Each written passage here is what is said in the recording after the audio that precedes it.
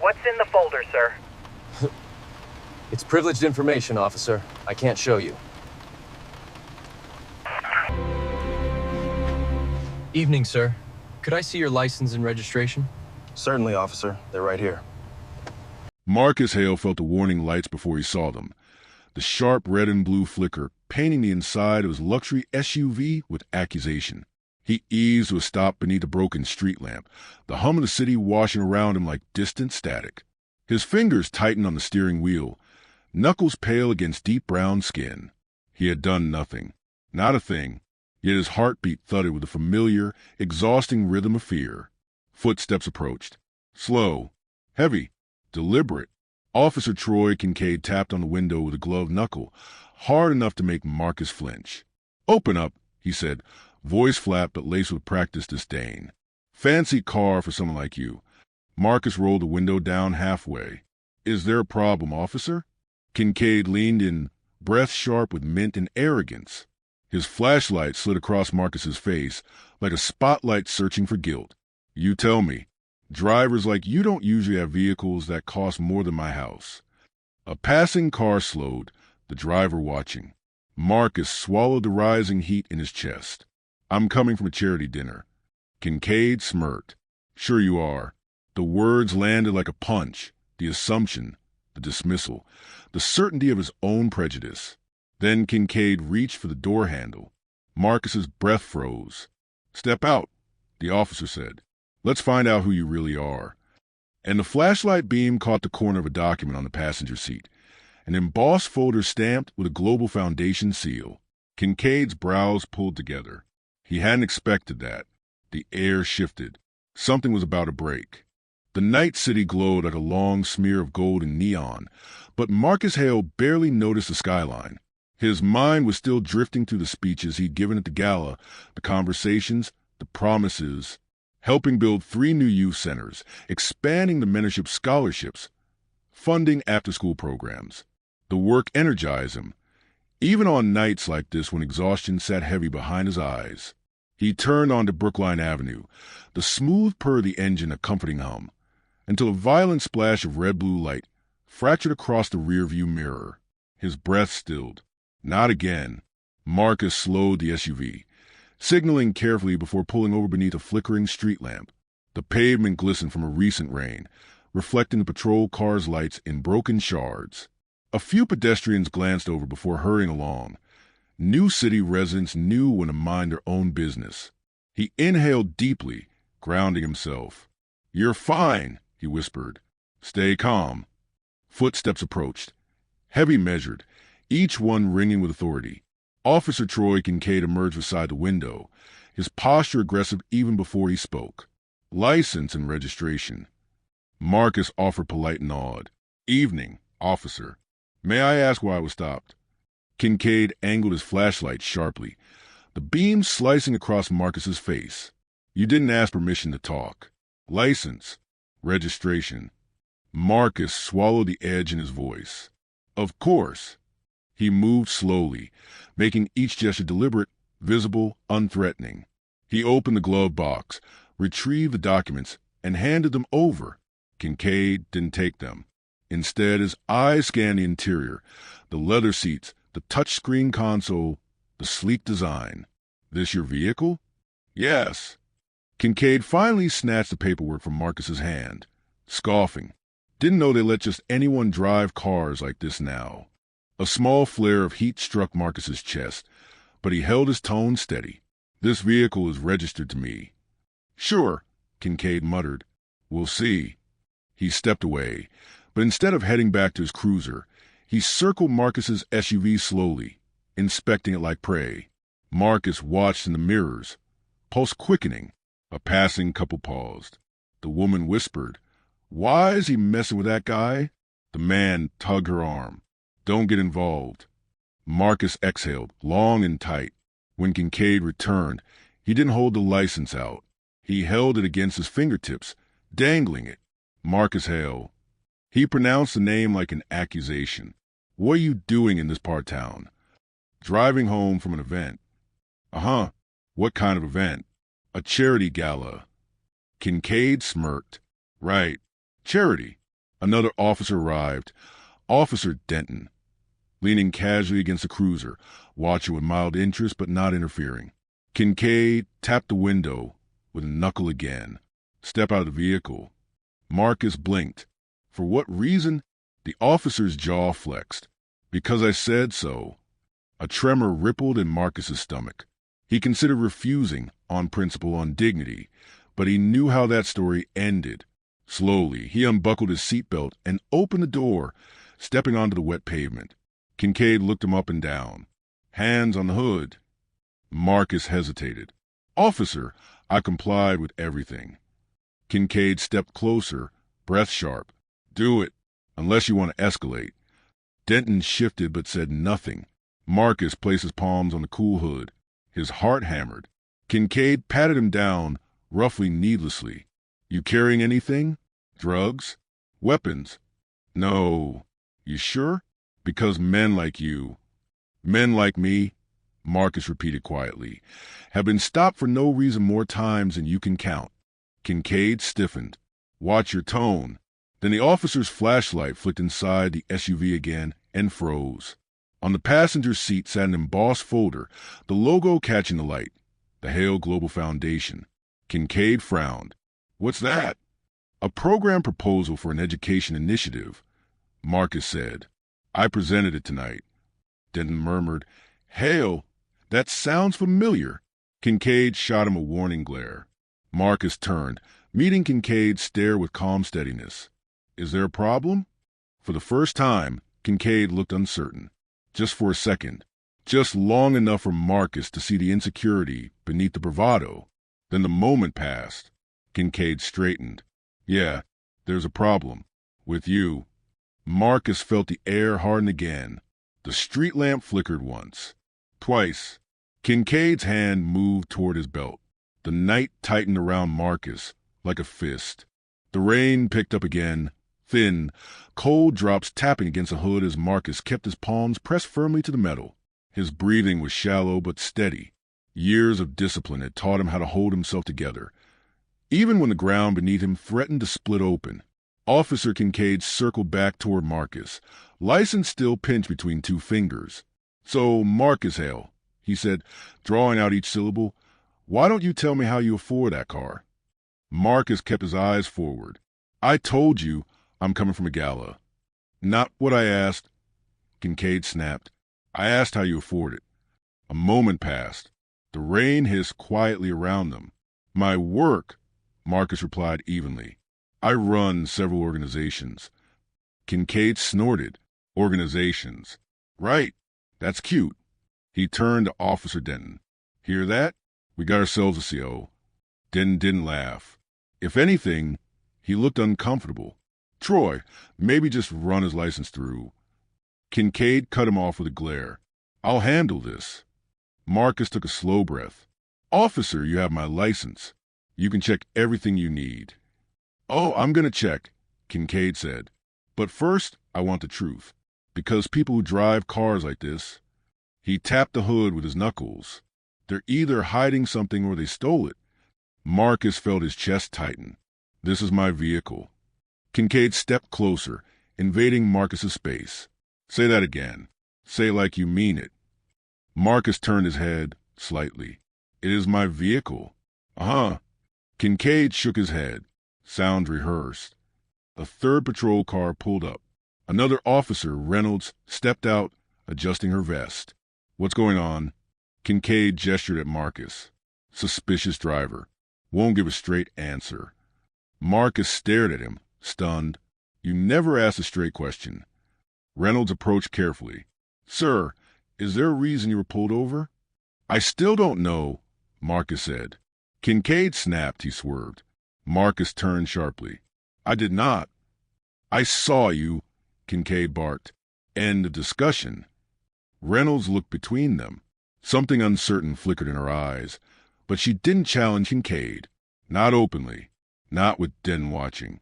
Not with the street quiet and dark and filled with the unspoken rules of hierarchy. Marcus tried again. Officer Reynolds, can one of you please just run my license? I'd like to go home. Kincaid folded his arms. Oh, you'll get home eventually. Marcus swallowed. I'd like to call my assistant. He can confirm everything. Kincaid stepped forward instantly. No phones. Marcus twisted slightly to reach into his pocket. I'm just making a call. Kincaid slapped the phone out of his hand. The device hit the pavement with a sharp, cracking sound. Reynolds flinched. Denton muttered something under his breath. Marcus stared at the shattered screen, stomach dropping. His voice trembled, not with fear, but with a deep, exhausted anger. That was unnecessary, officer. Oh, it was necessary, Kincaid said, leaning close. Because when you people start making phone calls, trouble follows. The words sliced deeper than the slap ever could. Marcus closed his eyes for a heartbeat. This is harassment. Big word. Kincaid mocked. Where'd you learn that? Night school. Marcus lifted his head slowly, meeting the officer's glare with quiet force. At Harvard. Denton's eyes widened. Reynolds blinked. Kincaid laughed, loud, dismissive, dripping with disbelief. Harvard. Sure. And I'm the mayor. Marcus didn't move. Didn't blink. Check my ID. Reynolds cleared her throat. Troy, maybe we should. Kincaid ignored her.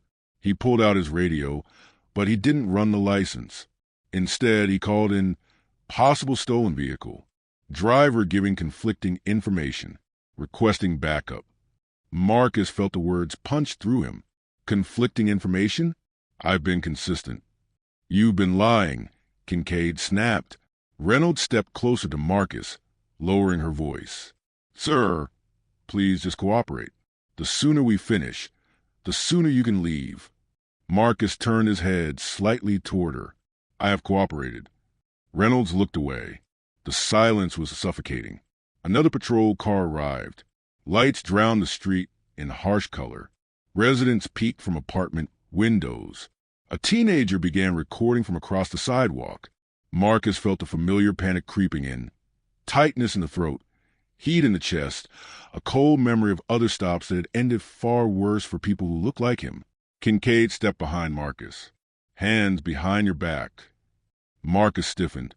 Officer, I have not resisted. I have not refused anything. Hands. Now. On what basis? Marcus asked. Suspicion. That's not a charge. It is tonight. Denton shifted. Troy, maybe just wait. What, you taking a side? Kincaid snapped. Denton froze. Marcus lowered his voice, trembling with frustration. Please, just run the license. Kincaid grabbed Marcus's wrist. Hard. Too late. Marcus's pulse hammered in his ears. Officer Kincaid. Shut up, Kincaid hissed.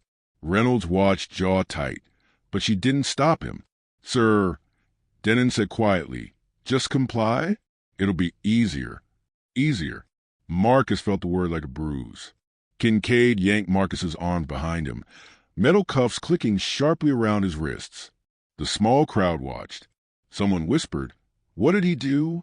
Another replied, Nothing. He's just black. Marcus closed his eyes, the cold metal biting deep into his skin. He had done everything right. And nothing had been enough. The cuffs dug into Marcus's wrists with each step as Officer Kincaid marched him toward the squad car. Rainwater pooled along the curb, splashing beneath their feet. The flashing lights made the night feel feverish. Blue, red, like a warning pulsing against Marcus's skin. Behind them, murmurs rose from the growing crowd. Why is he arresting him? He didn't do anything. Is somebody filming? Marcus kept his eyes forward. Panic fluttered in his chest, sharp and persistent. Officer Kincaid, he said quietly, you are making a mistake. Kincaid scoffed. The only mistake was you thinking you could talk your way out of this. I complied with every order. Not fast enough. Denton walked behind them, gaze lowered. Reynolds stayed near the sidewalk, watching the crowd, doing nothing to intervene. Her silence felt like another hand pressing Marcus toward the car. A teenager holding a phone stepped forward. Yo, sir, I got you on camera. They can't do that. Step back. Reynolds barked. finally raising her voice. "I'm just recording," the teen argued. "It's fine," Marcus said before Kincaid could escalate. "Please, just record from a distance." Kincaid shoved Marcus toward the back seat. "Look at that," giving orders already.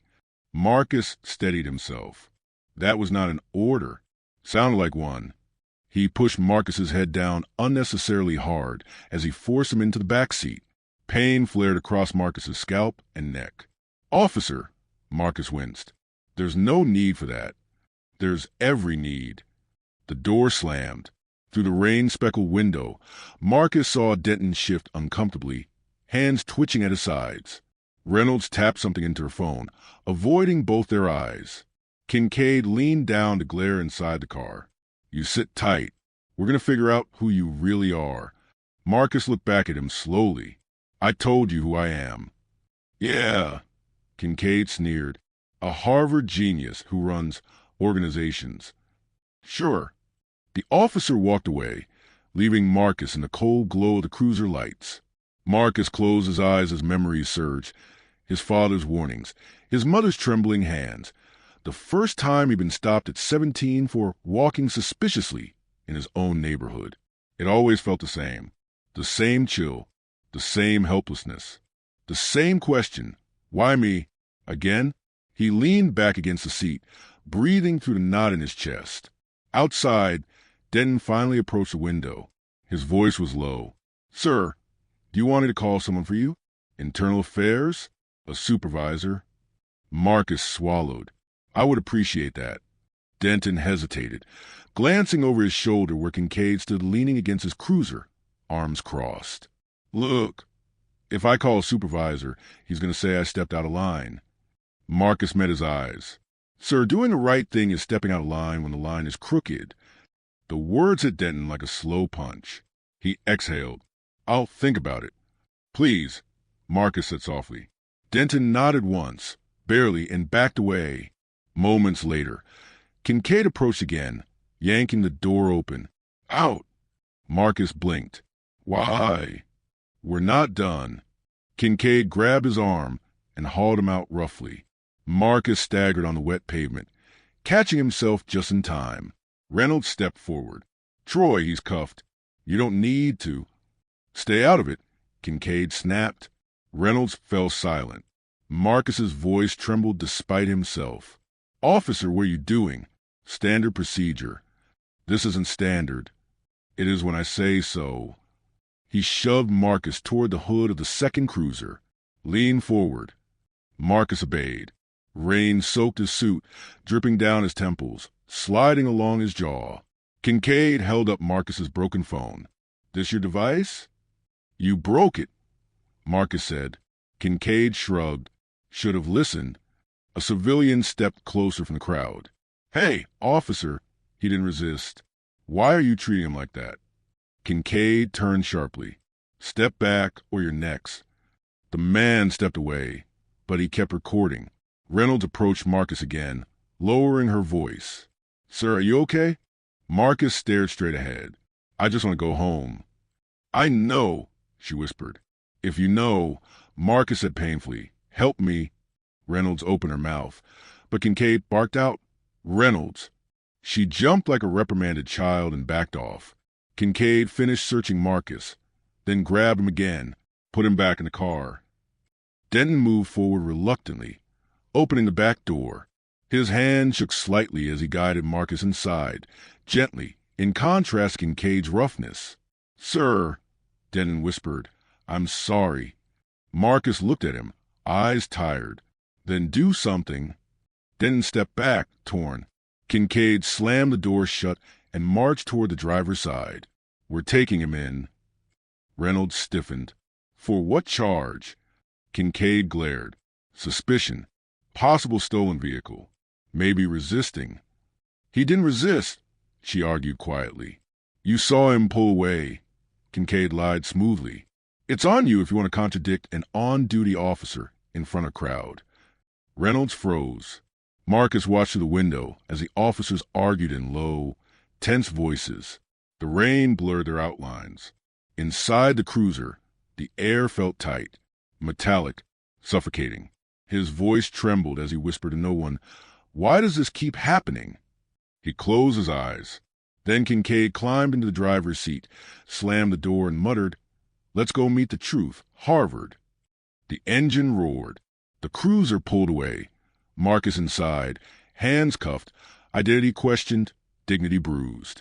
Behind them, the teenager's camera stayed pointed at the disappearing lights, and the recording was already uploading. The precinct's fluorescent lights were too bright, cold, humming, unforgiving. When the cruiser door opened, Marcus blinked hard, trying to steady the dizziness rising in his chest. Hours of speeches at the gala hadn't tired him nearly as much as the last 30 minutes had. Kincaid yanked him upright. "Move." Marcus stepped out, wrists aching from the cuffs. Inside, the lobby buzzed with quiet activity. Phones ringing, printers clicking, boots thudding across tile. A few officers glanced up as Kincaid marching through the doors, their expressions shifting from mild curiosity to something sharper, more judgmental. Reynolds followed behind, silent but watchful. Denton lingered near the entrance, looking conflicted. Kincaid guided Marcus to the booking counter. Suspicious driver. Possible stolen vehicle. The clerk, a bored-looking officer with a coffee cup, barely glanced up. "You got paperwork?" "Working on it," Kincaid said. Marcus lifted his chin. "He has my license." The clerk looked at him, eyebrow raised. "You talk." Kincaid stepped between them. "He talks too much." Marcus exhaled slowly. "I would like my attorney notified." "We'll get to that," Kincaid snapped. A young officer at a nearby desk stared at Marcus for a long moment. His eyes widened slightly. He whispered to a colleague, "Is that—" "No, can't be." The colleague shrugged. If it was, he wouldn't be in cuffs. Marcus heard it clearly. His stomach tightened. Kincaid shoved him toward a side hallway. "Holding. Let's go." Reynolds stepped forward. "Troy, shouldn't we—" "You heard me." She flinched but fell silent. Marcus' walk redirected, boots echoing softly against the polished floor. Officers stared as he passed, some curious, some indifferent, some openly suspicious. Kincaid pushed open a door to a small holding room. A bench, a metal table, no windows. "Sit." Marcus lowered himself slowly onto the bench, the cold metal biting through his damp suit. "Officer," he said quietly, "you haven't told me my charges." Kincaid smirked. "Didn't know I needed to. You'll be here until I say otherwise." "That's not how the law works." Kincaid laughed. "Tonight it is." Denton stepped inside. "Troy, I really think we should—" "What?" Kincaid barked. "Let him go." Denton hesitated. "Just process him properly." He asked for an attorney. Kincaid stepped forward, face inches from Denton's. "You want to run the station? You want to take responsibility when he turns out to be lying?" Denton's jaw clenched. He said nothing. Marcus watched him, eyes steady. "Officer Denton, please, just verify my license." Denton opened his mouth. To agree, maybe, but Kincaid's glare cut him off. "Get out," Kincaid ordered. Denton stepped back, shoulders tight with shame, and left the room. Reynolds remained in the doorway. Her voice was soft. "Sir, do you need water?" "Anything." Marcus stared at her. "I need someone to follow procedure." She looked away. "I can get you water." "Officer Reynolds," Marcus said gently, "I don't need water. I need someone to do the right thing." Her throat bobbed. I can't go over Kincaid." Marcus leaned forward slightly. "Good officers don't follow bad ones." She froze, eyes flickering with something painful. Fear mixed with conscience. Kincaid scoffed. "Enough preaching." He turned to Reynolds.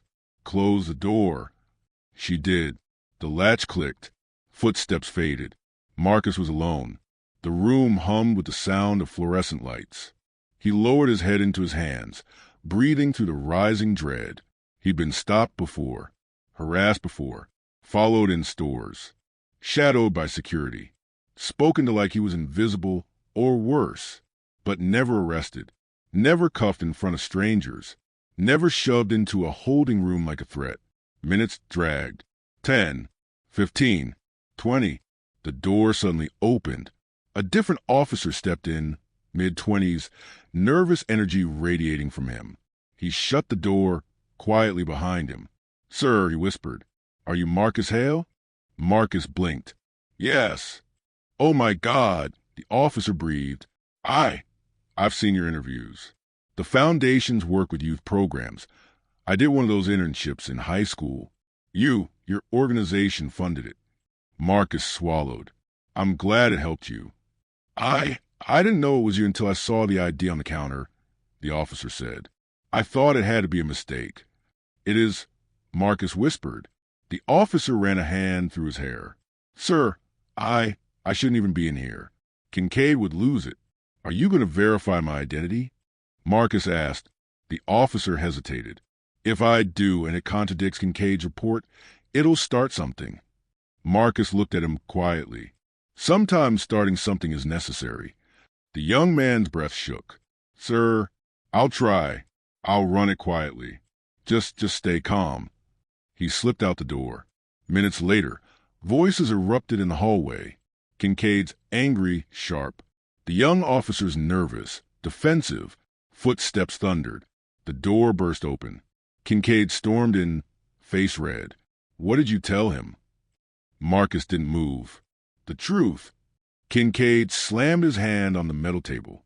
"You think you can play games in my station? You think you're special?" Marcus met his eyes, calm but unyielding. "My identity will confirm itself." Kincaid leaned in, voice low and poisonous. "Not before I'm done with you." Behind him, Reynolds appeared at the door again, eyes wide, shaken. Troy," she whispered. You should come out here." "What?" he snapped. "It's about his ID," she said softly. Kincaid froze. Just for a second. Then the rage returned. But the fear, the worry was there too. And Marcus saw it. The truth was catching up. Kincaid stood frozen in the doorway, jaw tight, rainwater still clinging to the edges of his boots. Reynolds shifted uneasily beside him, her fingers tapping anxiously against her duty belt. "Troy," she repeated softly, "you need to see this." Kincaid finally spoke, voice sharp. "What now?" Reynolds swallowed. "The young officer, Rodriguez. He ran the ID anyway. And, well, you should come look." Kincaid shot Marcus a dark, lingering glare before stepping out. The door shut behind him with a metallic thud, leaving Marcus alone again, alone, but with a pulse of something new in his chest. Not hope, not yet, but possibility. Minutes passed.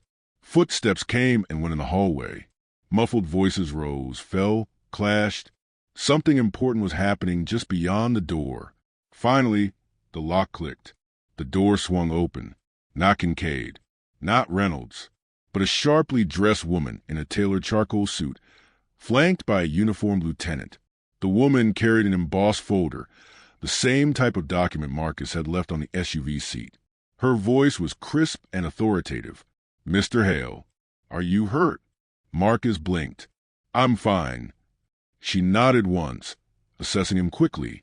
"My name is Camila Joyce, Senior Counsel for the Hale Global Foundation. We were alerted the moment your phone went offline." "My phone," Marcus exhaled. "Kincaid smashed it." The lieutenant grimaced slightly. "We saw it on the footage." Marcus's head lifted. "Footage?" The lieutenant shifted uncomfortably. "A bystander live-streamed the arrest. It's circulating fast." Marcus felt heat rise in his chest. Not the helpless heat from earlier, but a different kind. A steady, controlled fire. Joyce turned toward the lieutenant. "Remove the handcuffs from Mr. Hale." Immediately. He obeyed, stepping forward with careful hands. As the cuffs clicked open, Marcus flexed his wrists, wincing at the marks left in the skin. "I'm sorry about this, sir," the lieutenant said quietly. Marcus didn't respond. His gaze drifted toward the hallway, where voices still whispered in tense bursts. Joyce handed him a clean handkerchief. "Take your time." The door opened again. This time, Kincaid stood there, his posture rigid, his face flushed with a mix of confusion, anger, and something else. Fear. Joyce turned toward him. "Officer Kincaid." He stiffened. "Who are you?" I'm the attorney representing Mr. Hale, and I am here to inform you that you've unlawfully detained one of the city's largest philanthropic donors and a nationally recognized public figure. Kincaid scoffed, but the sound cracked slightly. I don't care who he is. He resisted. No, Joyce cut in firmly. We watched the video. He complied with every order. Kincaid's jaw worked. He was acting suspicious. Joyce stepped closer, her voice low but sharp. Suspicious of what? Officer?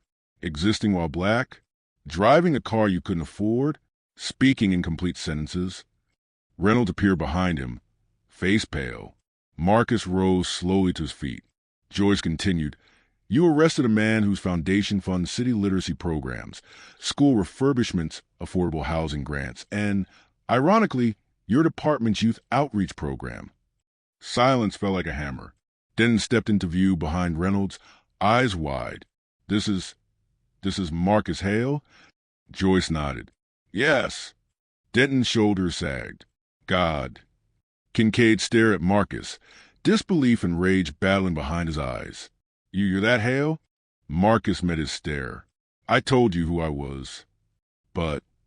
Kincaid blinked hard, searching for footing. It doesn't matter. I didn't know. That's the problem, Marcus said quietly. It shouldn't matter who I am. Reynolds's breath hitched. The lieutenant cleared his throat. Officer Kincaid, you need to step away from Mr. Hale while Internal Affairs is contacted. Kincaid's face darkened. You're kidding. Over this. Over unlawful detainment, the lieutenant said. And racial profiling, Joyce added. Kincaid's tone sharpened, desperate. There was no profiling. Reynolds spoke suddenly. Troy, stop. He turned to her, stunned. What? Her voice trembled.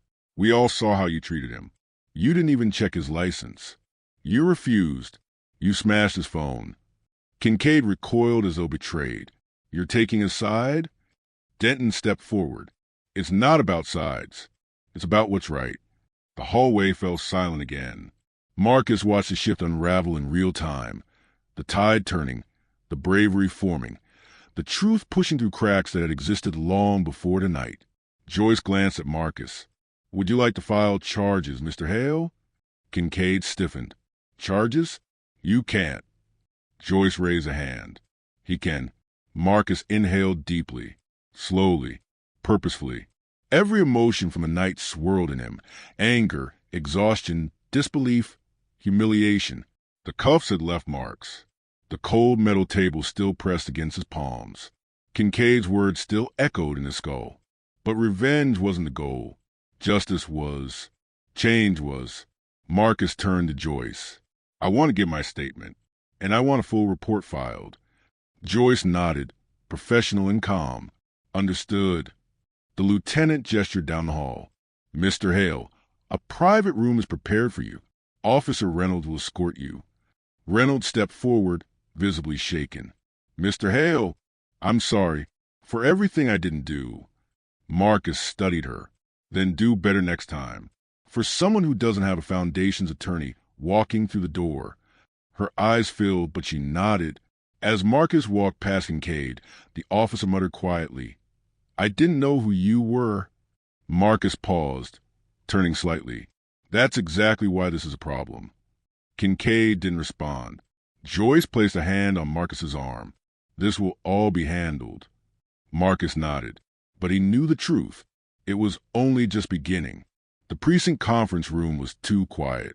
A thin pane of glass separated Marcus from the rising storm outside, sirens, horns, and the faint echo of shouting voices. News vans had already begun forming a crowded line outside the station, their satellite dishes pointed skyward like alert metal birds.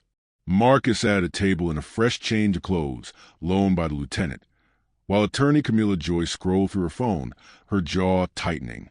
It's everywhere, she murmured. Marcus looked up. How bad?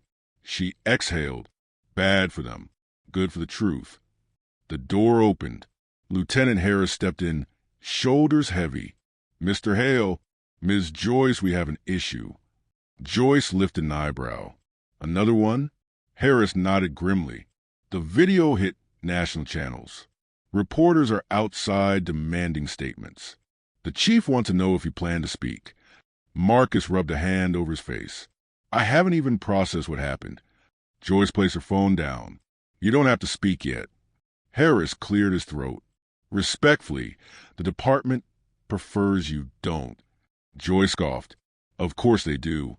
Marcus looked toward the window, watching the flashing lights beyond. What exactly is being said?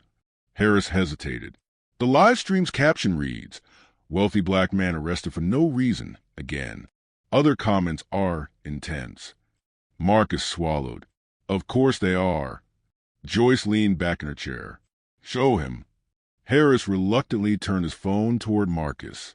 A video began to play, grainy, shaky, captured from across the street.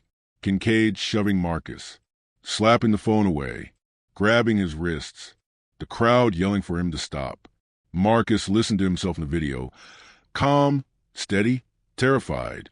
Please, just run the license. Kincaid's voice rose. Too late. Marcus winced at the moment the cuffs snapped shut. Joyce studied Marcus carefully. Are you okay? He shook his head slowly. I don't know. There was a knock at the door. Officer Reynolds stepped inside, palms trembling slightly. Her gaze avoided Marcus at first, then slowly lifted to meet his. Sir, Internal Affairs is here. She swallowed hard. And they want your statement before they speak to Kincaid. Joyce nodded. Good. Let's do that.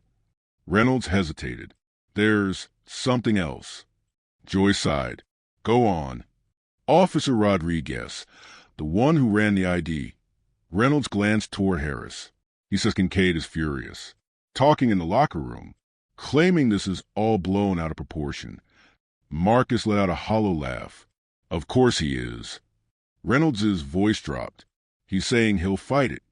Joyce answered coolly, and he'll lose. Harris cleared his throat. Mr. Hale, about the press, what he wants to tell them? Marcus looked up. What are they asking? Reynolds answered softly. Everything. Who you are. Why you were arrested. Whether you're pressing charges. Whether the department failed. Joyce smirked. The answer to the last question is obvious. Marcus sighed, rubbing his temples. I didn't want this to become a spectacle. Joyce's voice softened. You didn't make it one. Reynolds nodded. People saw what happened. They care. Marcus looked at her, studying the guilt still clinging to her posture. Do they? Or do they just care because they found out I'm wealthy? Reynolds flinched. Sir, Marcus continued, voice quiet but steady. Would anyone be outside that door if I were some kid from a neighborhood? If I didn't have money? A foundation? A title? Reynolds opened her mouth, then closed it again. Joyce answered for her. No, they wouldn't. Marcus swallowed, throat tight. Exactly. The room fell silent. Then Harris spoke. Mr. Hale, Internal Affairs is ready. Marcus stood slowly. Let's do it. Joyce gathered her files. Stay calm. Be direct. Let the facts speak. Reynolds held the door open. Sir, I'm really sorry I didn't stop him. Marcus paused beside her. Then learn from it. Don't freeze next time. Not for me. He glanced toward the window, where the muted roar of reporters echoed like distant thunder. For the people who won't be believed. Reynolds nodded, eyes glassy. I will. They moved down the hallway, past clusters of whispering officers. A few recognized Marcus now, some embarrassed, some sympathetic, others pretending not to look at all. In the Internal Affairs room, 2 investigators sat waiting, recorders prepared. Mr. Hale, one said politely, thank you for coming. Please have a seat. Marcus sat. Joyce sat beside him. The investigator pressed a button. A soft beep sounded. Please begin by describing the traffic stop in your own words. Marcus inhaled slowly. When the lights flashed behind me, he said, voice steady but heavy, I already knew something was wrong because I've lived this before. Joyce gave a subtle nod. Keep going. Marcus continued, recounting the entire ordeal, the tone of Kincaid's voice, the assumptions, the aggression, the smashed phone, the cuffs digging into his wrists. Joyce watched the investigators closely. Reynolds watched from the doorway, Silent witness to truth. When Marcus finished, the lead investigator leaned back. "Thank you, Mr. Hale. Your statement will be added to the official report." Joyce closed her file. "When will you suspend Officer Kincaid?" The investigator hesitated. "We're currently reviewing." Joyce cut in sharply. "He needs to be removed from active duty tonight." The investigator exchanged a look with his partner. "Given the video, yes, it is likely." Marcus breathed out slowly. Relief didn't come, just exhaustion. Reynolds approached him softly. "Sir, the chief is asking if you want to exit through the back door, away from the reporters." Marcus stared at her, then at Joyce, then at the door. "No," he said quietly. "I won't hide." Reynolds blinked. "Are you sure?" Marcus nodded. "If tonight happened in front of the whole city, then so will the truth." Joyce offered the faintest, proudest smile. "Then let's go," she said. And together, they walked toward the noise, the cameras, the waiting world, ready to face a storm that began with a single unjust stop. Internal affairs operated from a quieter wing of the precinct, far from the public spectacle outside. The air here felt different. Sterile, tense, coated with a sharp scent of coffee and cold printer ink. Marcus sat in a small interview room, his attorney beside him, while two IA investigators arranged folders in precise stacks. A knock sounded. Lieutenant Harris stepped in, face grim. "Mr. Hale, they're about to begin questioning Officer Kincaid." Joyce folded her hands. "Good. We'd like to observe." Harris hesitated. "You can't be in the room, but we can let you listen from the adjacent monitoring area." Marcus nodded. "That's enough." Harris led them into a narrow room with a glass window facing another interview chamber. A microphone carried every word from inside. Kincaid sat stiffly at a metal table, jaw clenched, fingers tapping with visible irritation. Across from him, two IA investigators, Brennan and Pierce, adjusted their recorders. "Officer Kincaid," Brennan began, "we're reviewing the events of tonight's traffic stop involving Marcus Hale. Please state your understanding of why you detained him." Kincaid exhaled loudly. "Suspicious behavior." Pierce raised an eyebrow. "Suspicious how?" "He was driving a luxury vehicle in a high-crime corridor, late at night." Joyce muttered under her breath. "So that's a crime now?" Marcus stared at Kincaid through the glass, silent. Brennan continued. "Did Mr. Hale commit a traffic violation?" Kincaid shifted. He swerved. Pierce checked a report. "Dash cam shows no swerving." Kincaid's jaw tightened. Then the dash cam missed it. Brennan leaned forward. "Officer, did you run Mr. Hale's license before detaining him?" "I didn't need to," Kincaid snapped. His behavior was evasive. Pierce clicked her pen. "The video shows him complying." Calmly. Kincaid scoffed. "Videos don't show everything." Joyce whispered. "They show enough." Marcus swallowed, watching Kincaid unravel. Brennan spoke again. "Did Mr. Hale resist arrest?" Kincaid straightened. "Yes." He pulled away. Pierce shook her head. "The footage shows you grabbing his arm before he completed your instruction." Kincaid's eyes flashed. "Because he was stalling." Brennan exchanged a look with Pierce. "Officer, are you aware of Mr. Hale's identity?" Kincaid hesitated. "Only afterward." "And when you learned he was who he said he was," Pierce asked, "did you express any regret?" Kincaid's lip curled. "I don't apologize for doing my job." Joyce scoffed softly. Marcus exhaled. Brennan leaned forward, voice sharpening. "Your job requires reasonable suspicion. We have not found any such justification." Kincaid bristled. "Look, people like him." Pierce interrupted. "People like him?" Kincaid froze. Joyce whispered. "Say it. Show them who you are." Kincaid tried to recover. "I meant people who drive expensive cars in these areas." Pierce raised her voice. "But you said people like him." "Clarify." Kincaid's composure cracked. "You know what I meant." "No," Brennan said firmly. "Say it clearly for the record." Kincaid looked at the wall, then at the table, then finally muttered, "Fine. Black males in luxury cars." It's suspicious. The room outside the glass went silent. Reynolds, standing behind Marcus, let out a small gasp. Joyce closed her eyes, jaw tightening. There it is. Marcus felt an ache in his chest. Not surprise, but confirmation of something he'd long known. Pierce folded her arms. Officer, that is racial profiling. Explicitly. Kincaid slammed his fist onto the table. It's common sense. No, Brennan snapped. It's misconduct. Kincaid looked between them, breathing hard. So what now? You suspend me because a guy turned out to be rich? Marcus's voice whispered inside him, answering silently. No, because you were wrong from the beginning. Pierce stood. Officer Kincaid, effective immediately. You are suspended pending termination. Turn in your firearm and badge. Kincaid's face twisted. You can't be serious.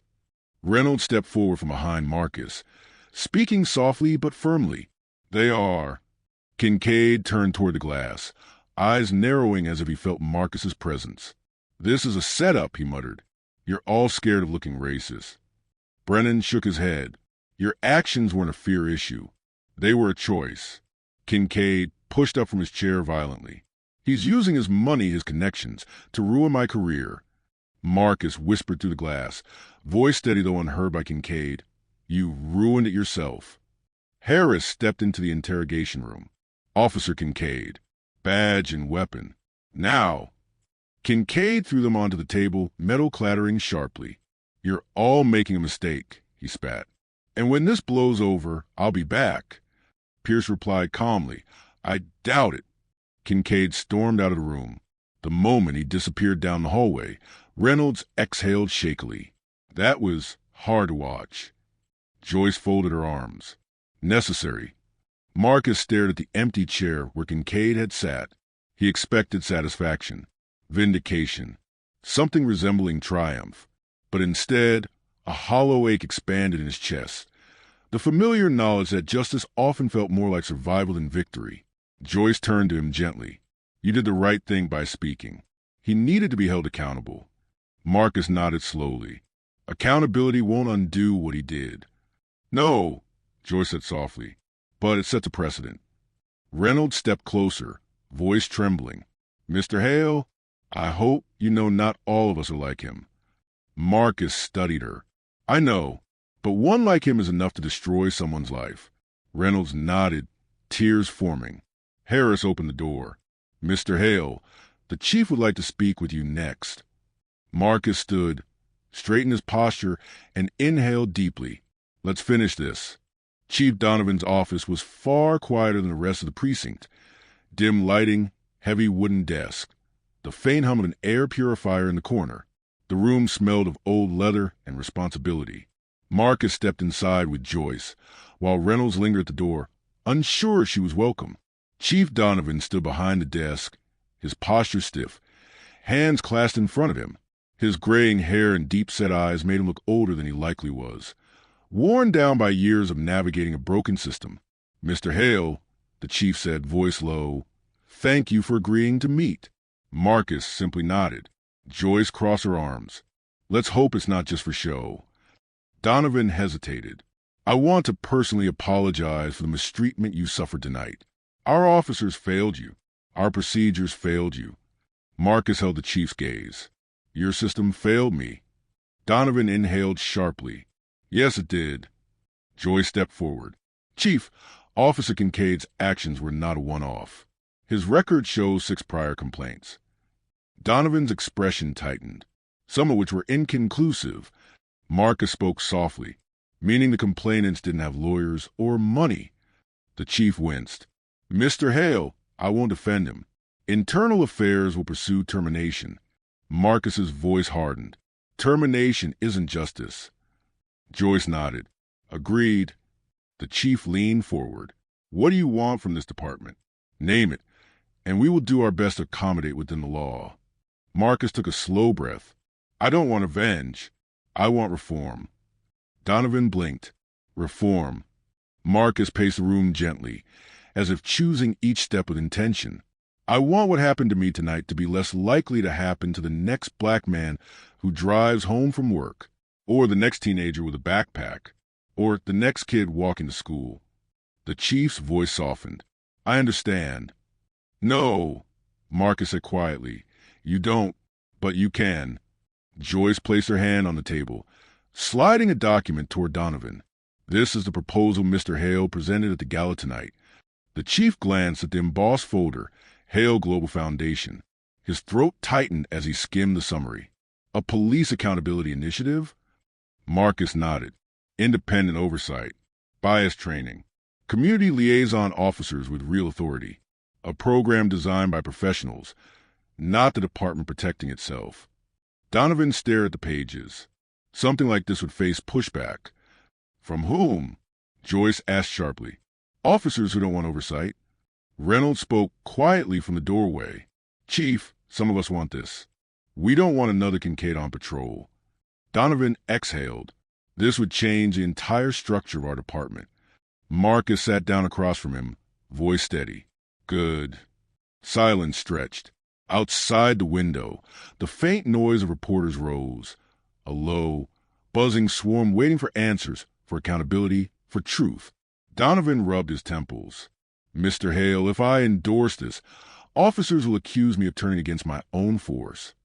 You're not turning against them, Marcus said. You're helping them get better. Joyce stepped closer. Or they can keep doing nothing, and the next viral video will happen within weeks. The chief closed his eyes briefly. The weight of leadership rested like stone on his shoulders. Finally, he opened them and looked directly at Marcus. If we do this, he said slowly, it has to be collaborative, transparent, and with support from the community. Marcus nodded. I can deliver that. And you want it funded independently? Yes, Marcus said, through my foundation, with no financial influence from the department. Donovan sat back. You're essentially asking us to let an outside organization shine a light inside our walls. Marcus shrugged. Sunlight is the best disinfectant. Reynolds whispered, almost at herself, we need sunlight. Donovan looked at her, then at Marcus again. All right, the chief said finally. I'll endorse it. Joyce smiled faintly. That's the right decision. Donovan raised a hand. But, Mr. Hale, before we finalize anything, I need something from you. Marcus's eyes narrowed, which is, tonight, when you speak to the press, don't condemn the entire department. Joyce stiffened. He has every right to. Marcus rested a hand on her arm. Let him finish. Donovan swallowed. We have problems. Deep ones. But many officers are trying to do the right thing. Reynolds, Denton, others. If you condemn us entirely, the good ones will leave, and the system will stay broken. Marcus considered this. Then he nodded. I won't lie. I won't soften the truth. But I'll be fair. Donovan exhaled with relief. Joyce turned to Marcus. You're giving them more grace than they gave you. Marcus shook his head. Grace isn't for them. It's for the people who'll come after me. The chief extended his hand. Marcus considered it, then shook it firmly. Donovan said quietly, we start tomorrow. Joyce gathered her files. We'll contact the city council. Reynolds stepped forward. Mr. Hale, thank you. Truly. Marcus offered her a tired smile. Thank you for speaking up. As Marcus and Joyce headed toward the exit, the hallway buzzed with whispers. Some respectful, some stunned, some shifting with the winds of change. Before they reached the door, the chief's voice called out behind them. Mr. Hale. Marcus turned. You didn't deserve any of this, Donovan said, but you're turning it into something bigger than all of us. Marcus nodded softly. That's the point. Outside, the cameras waited. The night was alive with noise. The air pulsed with the weight of his next words. But for the first time since the flashing lights appeared behind him, Marcus felt steady. Ready? The ride home was silent. Marcus sat in the back seat of the Foundation vehicle, watching the city drift past his window in a blur of street lamps and distant sirens. The city didn't look any different than it had earlier, but he felt different. Heavy, used up, scraped raw in places no camera could capture. His attorney, Joyce, sat beside him, scrolling through her phone. "Reporters are calling nonstop," she murmured. "They want a statement tomorrow." Marcus nodded without looking at her. "I'll give them one." She glanced over, studying him. "You don't have to do it immediately. Rest first." "I will," he said, though he wasn't sure if rest was possible tonight. When they reached his townhouse, she walked him to the door. "Call me if you need anything," Joy said softly. "Thank you," he replied. She reached out, squeezing his shoulder. "You handled tonight with more grace than most people ever could." He managed a tired smile. "Good night, Camila." "Good night, Marcus." He entered the house, setting his keys on the table with a soft clink. The place was quiet, too quiet. He walked into the living room, loosened his tie, and collapsed onto the couch. His hands trembled slightly as he stared at the faint red marks around his wrists. He didn't cry. He didn't shout. He just sat there, breathing, listening to the hum of the refrigerator, feeling the weight of a truth he'd known all his life. No amount of money, philanthropy, or prestige could make him immune. His phone vibrated. His replacement device activated minutes earlier. It was a message from his best friend, Andre. Saw the footage. "I'm coming over. Don't argue." Marcus closed his eyes. A part of him wanted to say no, to push the world away. But he didn't. 20 minutes later, Andre walked in, barely waiting for permission. "Man," he whispered, seeing Marcus's expression. "I'm so sorry." Marcus let out a shaky breath. "I'm tired, Dre." Andre sat beside him. "Talk to me. What are you feeling?" "What I always feel." Marcus stared at nothing. "That I have to be twice as calm, twice as polite, twice as patient, and still end up in cuffs." Andre nodded slowly. "It's not right." "No," Marcus said, voice cracking slightly. "It isn't." A long silence settled between them. Andre's presence made the air feel less suffocating, but the ache remained. Marcus pressed his palms together. "The whole time I kept thinking, if I didn't have money, if I didn't have a foundation, if I wasn't somebody, I'd still be in that cell." Andre put a hand on his shoulder. "A lot of people felt that watching the video. It's why it blew up. That's the part that hurts." Marcus's breath hitched. "People cared because I was wealthy. But what about the ones who aren't? What about the ones who never make a home?" Andre squeezed his shoulder. "You're using your voice to make sure they're not forgotten. That counts for something." Marcus nodded weakly. "I know, but the truth is, I'm scared. Not of Kincaid. Not of the system. I'm scared because no matter how much good I try to do, one officer can decide I'm a threat, and everything ends." Andre looked at him, eyes soft. "Anyone in your position would feel that." Marcus swallowed. "I hate that I'm an exception. I hate that survival depends on status." Andre leaned back. "What you're doing now, this accountability program, speaking out, is going to protect people who don't have what you have." Marcus exhaled. "I hope so." For a moment, the room fell quiet again. Then Andre nudged him. "You eating tonight or what?" Marcus let out a tired laugh. "Probably should." Andre stood. "I'll make you something. Don't move." Marcus didn't argue. He leaned back against the couch cushions, eyes closing as exhaustion crept into every muscle. Through the quiet clatter of dishes in the kitchen, he whispered to himself, "This can't happen again." It wasn't a promise. It was a responsibility. Minutes later, Andre returned with a simple bowl of soup. Marcus took it with a grateful smile, hands steadying around the warmth. "You'll be okay," Andre said softly. Marcus nodded. "Eventually." "Tomorrow," Andre added, "a lot of people will listen to you." Marcus stared at the steam rising from the bowl. Then, "Tomorrow, I'll say what needs to be said." Andre sat beside him, shoulder to shoulder. "I've got your back." And for the first time all night, Marcus felt the faintest flicker of steadiness inside him, a steady flame that refused to go out. He wasn't healed. He wasn't fine. But he was moving forward. And that was enough for now.